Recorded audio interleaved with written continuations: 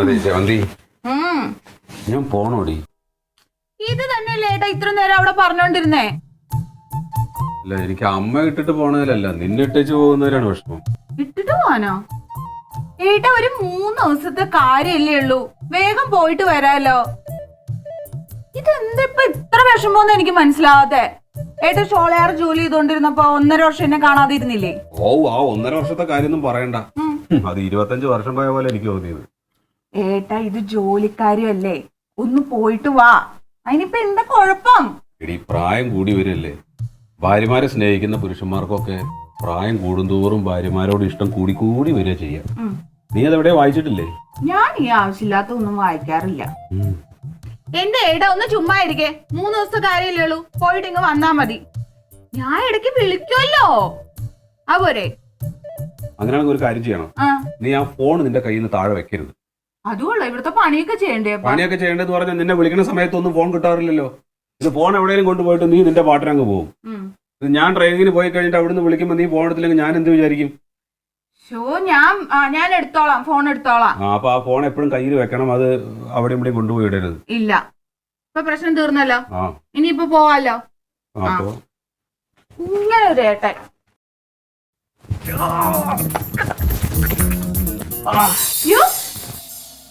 എന്താ കാലുളുക്കി? ഏട്ടാ ചുമ്മാ പിള്ളേരെ പോലെ കാണിക്കരുത് കേട്ടോ, എനിക്ക് മനസ്സിലായി. നാളെ പോവാൻ മടിയായതുകൊണ്ടല്ലേ ഈ പറയണത്. കാലുളുക്കിന്ന് പറഞ്ഞാലും ഞാൻ പറഞ്ഞു വിടും കേട്ടാ. എണീറ്റേ എണീറ്റേ, പോയി ഡ്രസ്സൊക്കെ മാറ്റി. ഞാൻ അപ്പോഴേക്കും ചൂടുവെള്ളം കൊണ്ടുവരാണ്. ചെല്ലേ.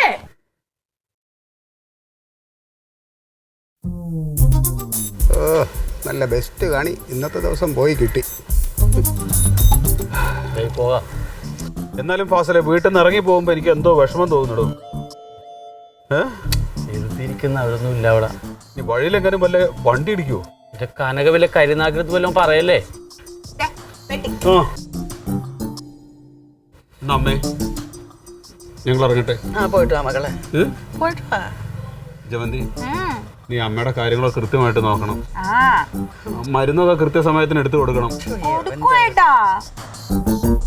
ഇനി നിങ്ങൾ 1-2 പറഞ്ഞ് വഴക്കിടൊന്നും ചെയ്യരുത് കേട്ടോ. ഒരു വഴക്കും ഉണ്ടാക്കത്തില്ല, നീ പോയിട്ട് വാ. അമ്മയുടെ ആവശ്യങ്ങൾ എന്താ വെച്ചാൽ അറിഞ്ഞുകൊണ്ട് ചെയ്ത് കൊടുക്കണം. ഇവിടെ നിന്റെ കയ്യിൽ ഫോൺ അവിടെ ഇരിപ്പുണ്ട്. നിന്നോട് ഞാൻ എടുത്ത് കയ്യിലേക്കാൻ പറഞ്ഞില്ലേ? ഏട്ടൻ ഇവിടുന്ന് പോയ ഉടനെ ഫോൺ എടുത്ത് ഞാൻ കൈ പിടിക്കും. പോരെ?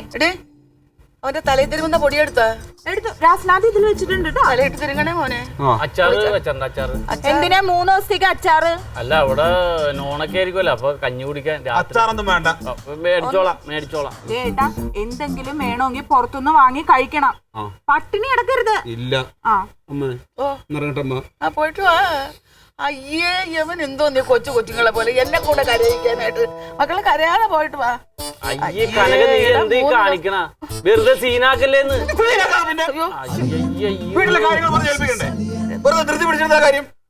ഏൽപ്പിക്ക്, വണ്ടി പോകും. ഏട്ടാ ഒരു സ്ഥലത്ത് പോകുമ്പോ ഇങ്ങനെ ബേളം വെക്കരുത്. വിഷമം കൊണ്ടാ. ഇന്നലെ തുടങ്ങിയതാണ്. കാര്യങ്ങളൊക്കെ ഒന്ന് നോക്കിക്കോണേ. പോയിട്ട് വാ മക്കളെ, പേടിക്കണ്ട അമ്മ. പോയിട്ട് വാ. ചുമ്മാ ഇങ്ങോട്ടാ.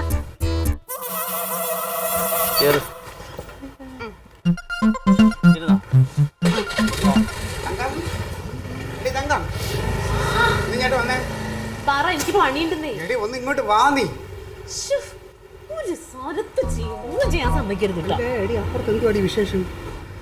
അല്ല, നിന്റെ ആങ്ങളെ വെട്ടിയും പ്രമാണം ഒക്കെ എടുത്ത് പാക്ക് ചെയ്തൊരു സ്കൂട്ടറിൽ കയറി പോകുന്നുണ്ട്. അവന് ട്രാൻസ്ഫർ വല്ലതും ആയോ? പിന്നെ ട്രാൻസ്ഫർ ആയോ എന്നോട്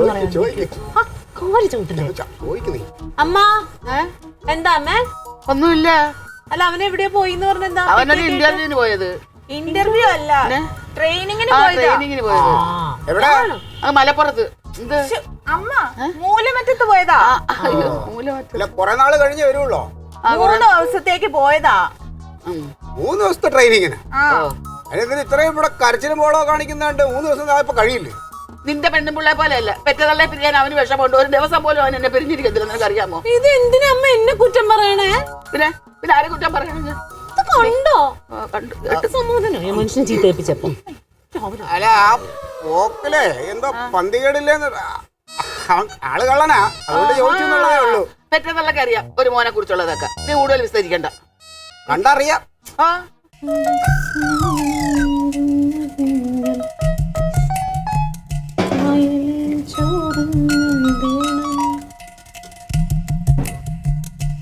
ഒറ്റം കൂട് ഒരു പണി ചെയ്യാൻ നേരത്തെ അതിന്റെ ഇടയിൽ കയറി വരും.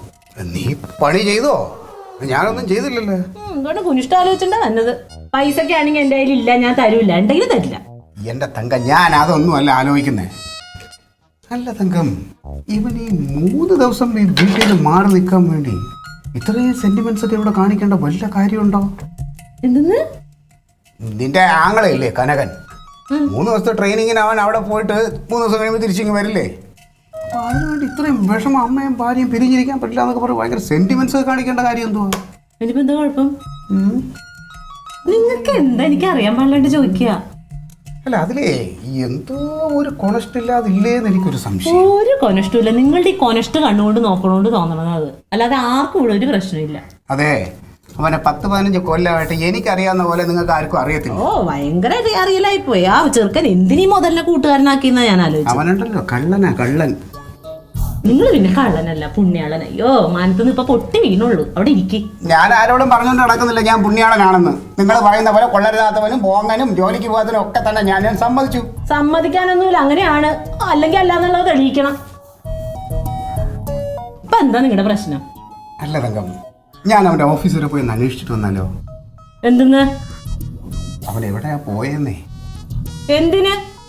അല്ല അവൻ പോയത് എവിടെയാണെന്ന് അറിഞ്ഞു കഴിയുമ്പോഴേ ഇനി എന്തെങ്കിലും കൊണസ്റ്റൊപ്പിക്കാനാണ് പോയെങ്കിൽ അതറിയുമ്പോൾ എനിക്കൊരു സന്തോഷം ഉണ്ടാവുമല്ലോ. ശരിയാ, നല്ല സന്തോഷായിരിക്കും അല്ലേ? ഇങ്ങനെ പരതി നടന്നോളാം മറ്റുള്ളവന്റെ കുറ്റവും കുറവും തിരക്കിക്കൊണ്ട്. വീട്ടിലുള്ള ഉപകാരത്തിന് അന്വേഷിക്കരുത്. മേനഘട്ട ചെന്ന് പണിക്കും പോകൂല, വേലക്കും പോകൂല, ചെയ്യണവനോട്ട് സമ്മതിക്കേ ഇല്ല. കടന്നു പൊക്കോട്ടെ എന്റെ മുമ്പിൽ നിന്ന്. അണ്ടാ ഉത്തരം കുട്ടിയപ്പോ കൊഞ്ഞനെ കുത്തിക്കൊണ്ട് പോണണ്ടാ മേനഘട്ടത്. ഇങ്ങനെയാണ് കൊഞ്ഞനം കുത്തുന്നത്. ഞാൻ അങ്ങനെയാണ് കുത്തിയാ കൊല്ലം പോയിക്കോളണം.